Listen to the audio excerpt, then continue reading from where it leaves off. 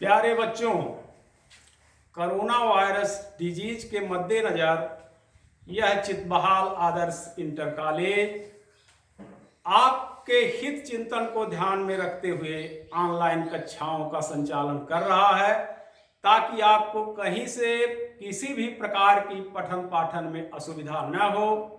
विद्यालय परिवार आशा और विश्वास कर रहा है कि आप इस पठन पाठन से पूरी तरह लाभान्वित होंगे।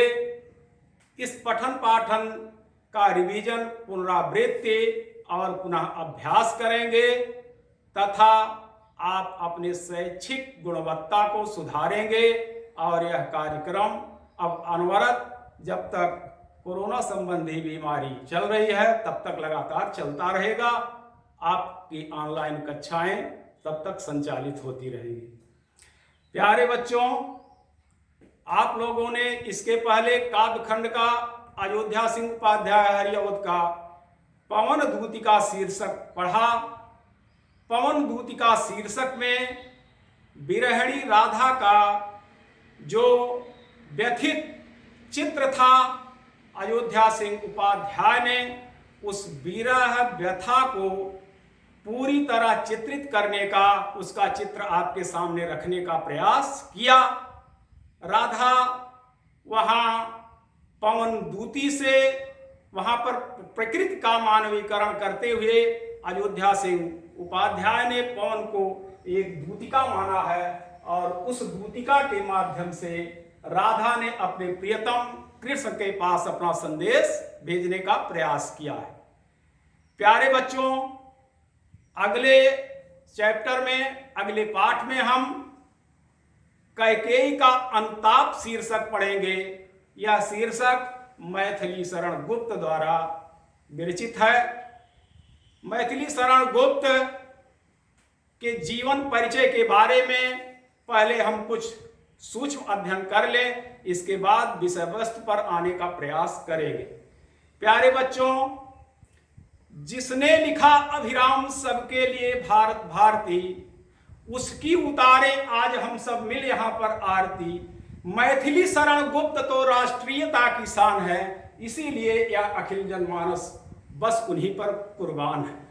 प्यारे बच्चों, अब तक हमने विरह वेदना की बात, राधा के माध्यम से कृष्ण के पास जो संदेश उन्होंने भेजा है वह पढ़ा पिछले पाठ में। लेकिन यहाँ पर हम लोग अब एक वात्सल्य से परिपूर्ण रचना, माता का हृदय किस तरह से विचलित हो रहा है, अपने ही कृत्यों पर विचलित हो रहा है, इसका अध्ययन करेंगे। प्यारे बच्चों, गया प्रसाद शुक्ल ने लिखा है इनकी भूमिका में, मैथिली शरण गुप्त की भूमिका में, जो भरा नहीं है भावों से बहती जिसमें रसधार नहीं, वह हृदय नहीं है पत्थर है जिसमें स्वदेश का प्यार नहीं। प्यारे बच्चों, मैथिली शरण गुप्त की रचनाएं देश प्रेम के साथ साथ साथ वात्सल्य और आर्य भावना से भी ओतप्रोत थी। इन्होंने प्रकृति चित्रण को भी पूरी तरह से छूने का प्रयास किया। मैथिली शरण गुप्त के जीवन परिचय के बारे में हम लोग थोड़ा सा प्रकाश डालेंगे, इसके बाद पुनः अपने मुख्य पाठ्य वस्तु पर आने का प्रयास करेंगे। प्यारे बच्चों, आधुनिक युग के श्रेष्ठ कवियों में मैथिली शरण गुप्त का नाम बड़े आदर और सम्मान के साथ लिया जाता है। मैथिली शरण गुप्त का जन्म 3 अगस्त सन 1886 चिरगांव झांसी में हुआ था। इनके पिता श्री रामचरण गुप्त जी एक कवि, काव्य प्रेमी, साहित्य प्रेमी तथा विद्वान प्रवृत्ति के थे। पिता का असर, पिता की छाप पुत्र के ऊपर पूरी तरह पड़ी और पुत्र भी पिता के नक्शे कदम चलते हुए अपनी जीवन को साहित्य सर्जना में लगाया। प्यारे बच्चों, अपरिहार्य कारणों से मैथिली शरण गुप्त की स्कूली शिक्षा मात्र 9वीं तक हो सकी। बाद में इन्होंने स्वाध्याय प्रारंभ किया और स्वाध्याय तथा रचनाओं का आरंभ इन्होंने साथ साथ शुरू किया। प्यारे बच्चों, मैथिली शरण गुप्त का जीवन बहुत संघर्ष और उतार चढ़ाव का था, क्योंकि यह देश प्रेम के कवि थे, राष्ट्रीय भावना के कवि थे। बाद में इनकी मुलाकात पंडित महावीर प्रसाद द्विवेदी जी से हुई और इनकी रचना वहीं से और मुखर होने लगी। फिर रचना के मुखर होने के साथ साथ यह महात्मा गांधी जी के स्वतंत्रता आंदोलन से प्रभावित हुए और स्वतंत्रता आंदोलन में भी इन्होंने कदम रखा, इसलिए इनको कई बार जेल की यात्राएं भी करनी पड़ी।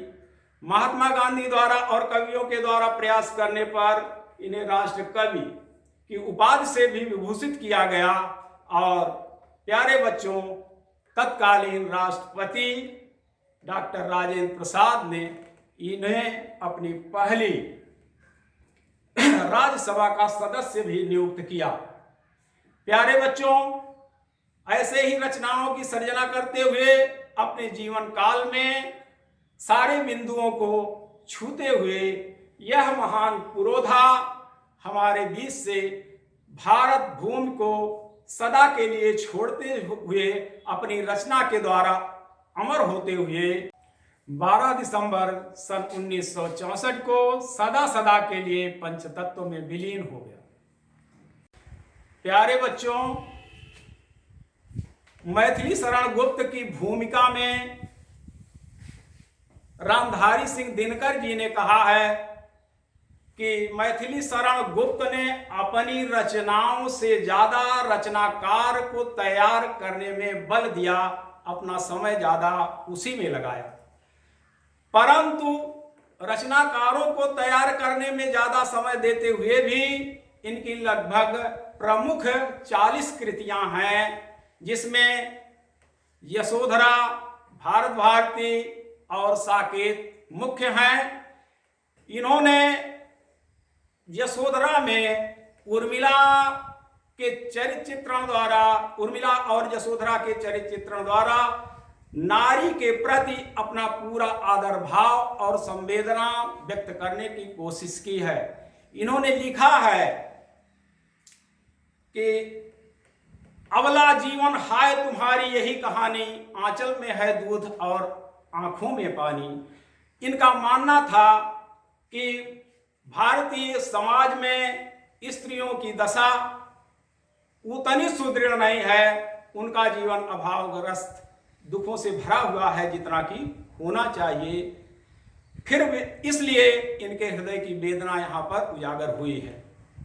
फिर इन्होंने राष्ट्र प्रेम की भावना को परिलक्षित करते हुए यह भी बताने का प्रयास किया है। इनका मानना है कि इस देश से जिसका प्रेम नहीं है उसका जीवन व्यर्थ है, उसका हृदय पत्थर के समान है।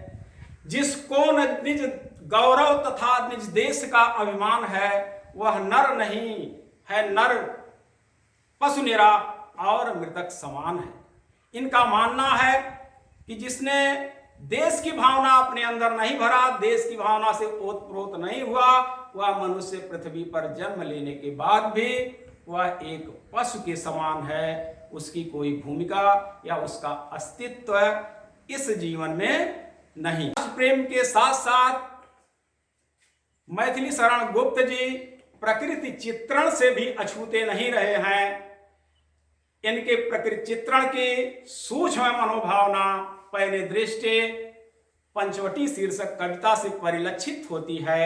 जैसा कि उन्होंने लिखा है, चारु चंद्र की चंचल किरणें खेल रही हैं जलथल में, स्वच्छ चांदनी बिछी हुई है अवन और अंबल तल में, पुलक प्रकट करती है धरती हरित तृणों के नोकों से, मानो झीम रहे हैं तरु मंद पवन के झोंकों से।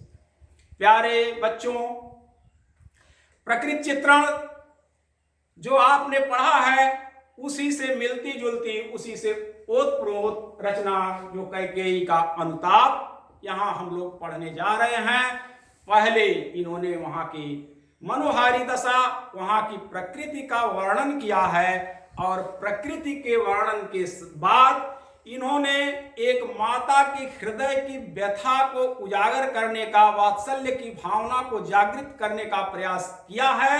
यहां पर एक माता कैकेयी कह रही है कि हे प्रभु, हे पुत्र, अब तक तो संसार में यही कथन सत्य था कि पुत्र ही कुपुत्र होता है, माता कभी कुमाता नहीं होती। लेकिन आज से यह लोक प्रवाद, यह लोक कथा बदल जाने वाली है, क्योंकि अब तो लोग कहेंगे कि पुत्र पुत्र ही रहा, लेकिन आज माता कुमाता हो गई। प्यारे बच्चों, यह जो शीर्षक कैकेयी का अनुताप हम लोग पढ़ने जा रहे हैं, यह प्रसंग राम काव्य धारा के कवि तुलसीदास को आपने पिछली कक्षाओं में अयोध्या कांड का जो भरत महिमा शीर्षक था उसमें पढ़ा है। भरत महिमा शीर्षक में गोस्वामी तुलसीदास जी ने, जब राम को 14 वर्ष का वनवास हो जाता है, भरत जी अयोध्या में नहीं रहते हैं, राम वन चले जाते हैं, पिता का प्राण त्याग जाता है, और उसी समय कैकेयी देश से भरत और शत्रुघ्न दूत के द्वारा बुलवाए जाते हैं। राज्याभिषेक का समाचार पाते ही भरत भड़क उठते हैं और अपनी मां को एक महारानी कह करके संबोधित करते हैं। कहते हैं, हे मां, तुम्हारे अंदर से मातृत्व अब पूरी तरह समाप्त हो गया, केवल एक महारानी का गुण तुम्हारे अंदर विद्यमान हुआ।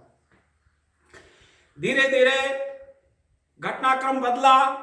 भरत ने अयोध्या का राज्य स्वीकार नहीं किया और सारे अयोध्या वासियों, गुरु और माताओं के साथ मिलकर योजना बनी कि हम लोग राम को वापस ले आएंगे और पुनः उन्हें अयोध्या का राजा स्थापित करेंगे।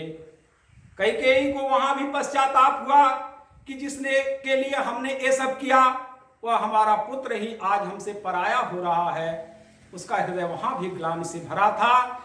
किंतु वहां का चित्रण जो गोस्वामी जी ने किया था, उसका वर्णन अयोध्या से पंचवटी तक जाने का पूरा सचित्र वर्णन किया गया था। इस घटना में सारे लोग पंचवटी तक पहुंच गए हैं। इसके बाद वहां के दृश्य का वर्णन वहीं से प्रारंभ होता है। तुलसीदास जी ने चलत पयादे खात फल पिता दीन तजराज, जात मनावन रघुवरहि भरत सरिस को आज।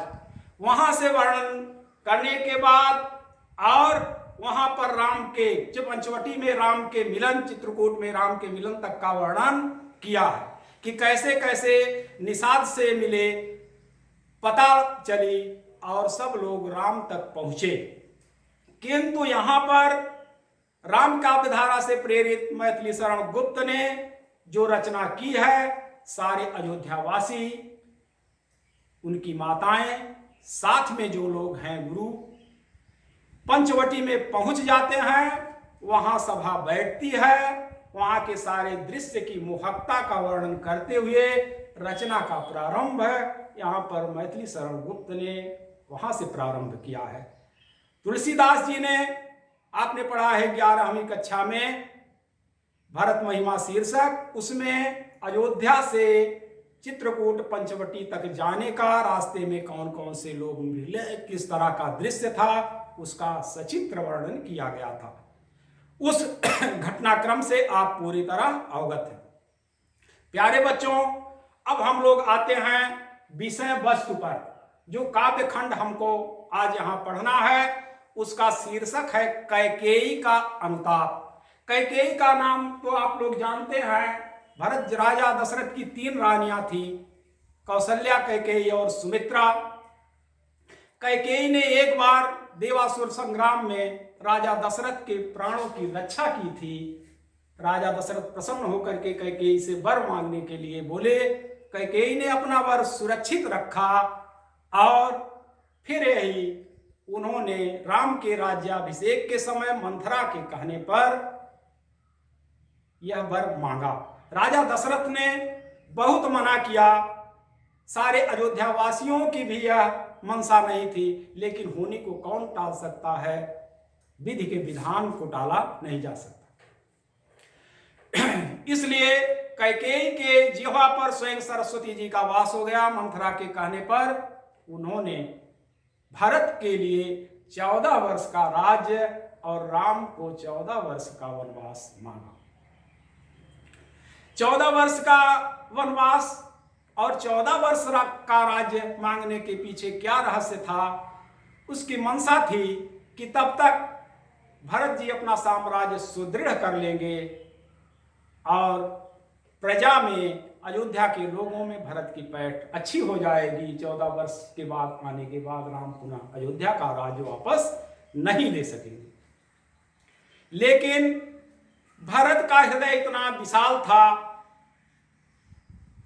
गोस्वामी जी ने लिखा है, भायपि भगत भरत आचरणु कहत सुनत दुख दूषण हरनु। भरत के अंदर इतना भ्रातृत्व प्रेम था, उनकी भक्ति इतनी थी भाई के प्रति, इतना भाईपन था कि उस भाईपन की चर्चा करने मात्र से ही इस शरीर के सारे दुख और दोष कलुष सब हरनु माने नष्ट हो जाते हैं, दूर हो जाते हैं। अंत में वहां एक प्रसंग आया था, लक्ष्मण को लगा कि भरत अयोध्या का राज्य पा लिया है। उसकी भावना दूषित हो गई कि 14 वर्ष के बाद राम हो सकता है लौट करके अयोध्या का अपना राज्य वापस ले लें, इसलिए यहां पर हम लोगों के ऊपर वन में चढ़ाई कर रहे हैं। यह बात जब उन्होंने राम से कही, भगवान श्री राम ने कहा, हे लक्ष्मण, भारत को तो कभी राजा होने का अहंकार हो ही नहीं सकता। भारत ही हो ही न राज मधु विधि हरिहर पद पाई, कबहू काजी सीकरन क्षीर सिंधु विनसाय। हे भाई, भारत का हृदय तो क्षीर सागर से बड़ा, क्षीर सागर के समान विशाल है, और अयोध्या का राज उसकी तुलना में कांजी की एक बूंद के समान है। और अयोध्या का राज उसके लिए क्या है, बहुत तुच्छ है। अगर वह ब्रह्मा विष्णु और महेश का भी पद पा जाता है तो भी उसे राजा होने का अहंकार नहीं हो सकता। तब लक्ष्मण को आभास हुआ और वहां पर कवि ने, गोस्वामी जी ने भरत जी के चरित्र की विशालता को दिखाने का प्रयास किया है। प्यारे बच्चों, कैकेयी अनुताप शीर्षक में एक मां का वात्सल्य, अपने कृत्यों पर किया गया पश्चाताप, एक होनी और अपने मुंह को, कलुषित मुंह को समाज में दिखाने से भयभीत होकर के कैकेयी, अयोध्यावासी सारे लोग पंचवटी तक पहुंचे। और पंचवटी में पहुंच जाने के बाद राम काव्यधारा के प्रेरित कवि मैथिली शरण गुप्त ने यहां पर कैकेयी अनुताप शीर्षक रखा, जो साकेत से संकलित है। प्यारे बच्चों, अनुताप का अर्थ होता है पश्चाताप या पछतावा। कोई व्यक्ति एक बुरा कार्य कर देता है, उसके लिए उसे प्रायश्चित करना होता है, पश्चाताप करना होता है।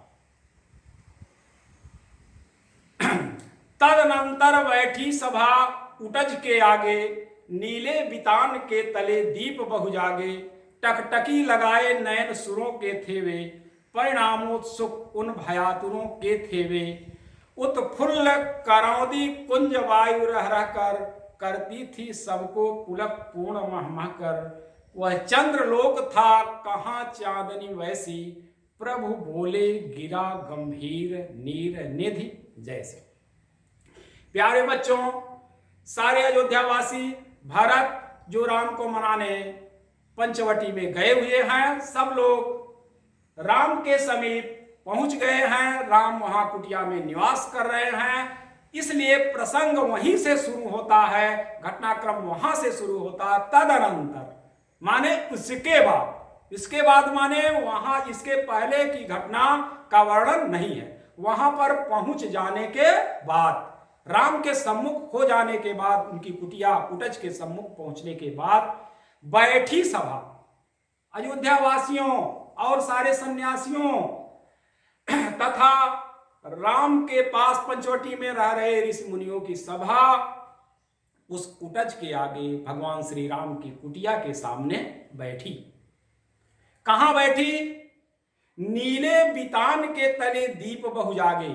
वहां पर कोई आच्छादन नहीं था, प्राकृतिक आच्छादन था। नीले बितान, नीले स्वच्छ आकाश के नीचे जहां पर तारे रूपी दीपक जगमगा रहे थे, प्रकाशित हो रहे थे। टकटकी लगाए नयन सुरों के थे वे।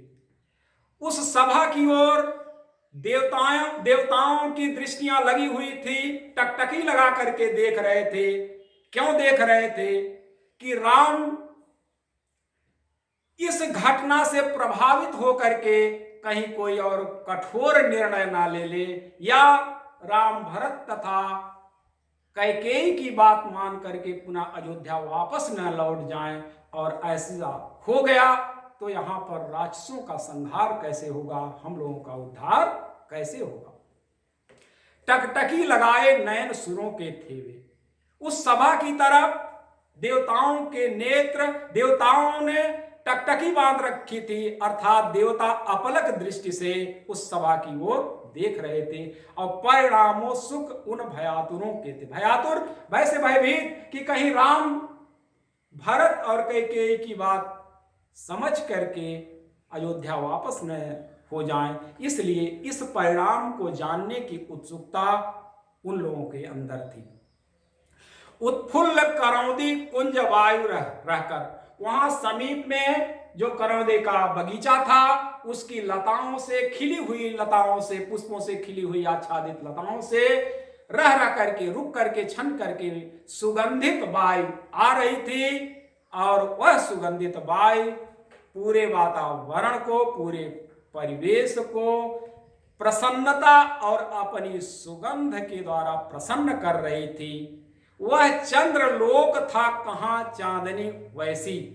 उस समय का वहां का दृश्य इतना मनोरम था कि चंद्रलोक का दृश्य भी उसके आगे फीका था। चंद्रलोक में भी वैसी चांदनी नहीं थी। प्रभु बोले गिरा गंभीर नीर निधि जैसी। उसी समय भगवान श्री राम समुद्र जैसी गंभीर वाणी में, समुद्र जैसी गंभीर वाणी कहने का मतलब अपने हृदय की गंभीरता से, अतल गहराइयों से, जो कभी विचलित न होने वाले भगवान श्री राम समुद्र जैसी गंभीर वाणी में बोले। प्यारे बच्चों, एक बार इस पद को और इसकी पुनरावृत्ति करते हैं, इसको दोहराते हैं, ताकि हम लोगों के अंदर जो कोई कठिनाई हो उसका समाधान हो सके। तदनंतर बैठी सभा उटज के आगे, नीले बितान के तले दीप बहु जागी। पंचवटी में अयोध्या वासियों के पहुंचने के बाद कैकेयी, राम, वहां पर रह रहे ऋषि मुनि सारे लोग भगवान श्री राम की कुटिया के सम्मुख नीले आकाश के नीचे बैठे, जहां पर तारे रूपी दीपक जगमगा रहे थे। इस परिणाम को भय से भयभीत, आतुर, डरे हुए देवता लोग इस परिणाम को जानने के लिए आतुर थे। इसलिए इस सभा की तरफ टकटकी लगा करके वह देवता लोग देख रहे थे, या देवताओं के नेत्र टकटकी बांध करके उस दृश्य को देख रहे थे और परिणाम को जानने के लिए उत्सुक थे। उस समय का वातावरण कैसा था, मोहक दृश्य कैसा था? उत्फुल्ल खिली हुई करौंदी की लताओं से, कुंजों से वायु रुक रुक करके, छन करके, महक करके आ रही थी। और वहां बैठे हुए सभी लोगों को अपनी सौरभ से, सुगंध से, प्रसन्नता से परिपूर्ण कर रही थी। और उस समय का वहां का दृश्य ऐसा मोहक था कि चंद्रलोक भी उसके आगे फीका पड़ रहा था। जैसी चांदनी वहां थी, चंद्रलोक में भी वैसी चांदनी नहीं थी। उसी समय भगवान श्री राम समुद्र जैसी अथाह गंभीर वाणी में बोले।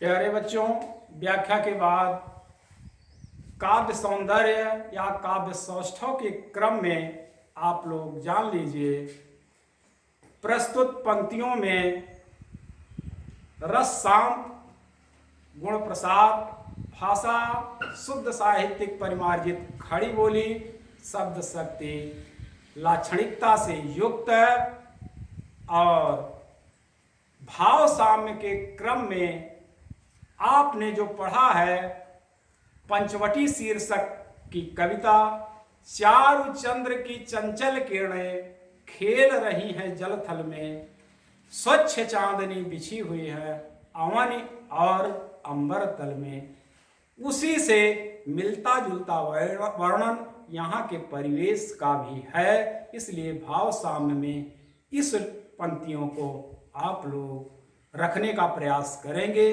यहाँ पर एक मोहक दृश्य प्रस्तुत करने का प्रयास कवि ने किया। प्यारे बच्चों, आज हम लोग जो अध्ययन किए हैं, अगर इसमें कोई कठिनाई होती है तो आप लोग कमेंट बॉक्स के माध्यम से सूचित करने का प्रयास करेंगे। हम आशा और उम्मीद करते हैं कि आप लोग पढ़ाए हुए पाठ का अभ्यास अवश्य करेंगे और जो कठिनाइयाँ होंगी उसको जानने का प्रयास करेंगे।